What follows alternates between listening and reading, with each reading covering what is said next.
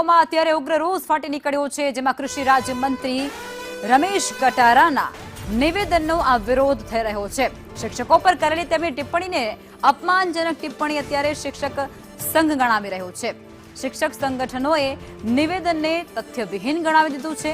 શિક્ષક સમાજની પ્રતિષ્ઠાને ઠેસ પહોંચાડ્યા હોવાનો આરોપ પણ તેમના પર મુકાયો છે। મંત્રી પાસે જાહેરમાં માફી અને સ્પષ્ટતાની માંગ તેઓ કરી રહ્યા છે।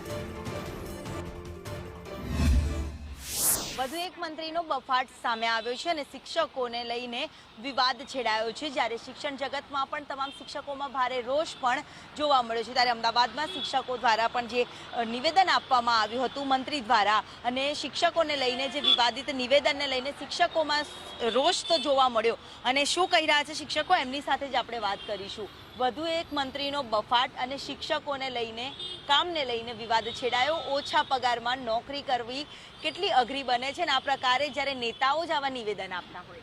જી, બહુ દુઃખદ વસ્તુ છે કે મંત્રીશ્રીએ ગઈકાલે શિક્ષકોને બિલકુલ અપમાનજનક ભાષામાં જે જાહેરમાં ધમકી આપી એવું કહીએ તો પણ ચાલે, એને શૈક્ષિક મહાસંઘ સખત શબ્દોમાં વખોડ્યો છે। મંત્રીશ્રીને અમે જણાવવા માગીશું કે આપે જે મોબાઈલની બાબત કીધી કે પગારની બાબત કીધી, એ તમામ બાબતો સત્યથી વેગળી છે। 8મું પગાર પંચ તો હજુ રચના થઈ છે, અને પગાર પંચ દર 10 વર્ષે નિમાતા હોય એમાં દરેક કર્મચારી, અધિકારી અને ઇવન આપણે મંત્રીશ્રી અને ધારાસભ્યોના પગાર પણ એ મુજબ નક્કી થતા હોય છે।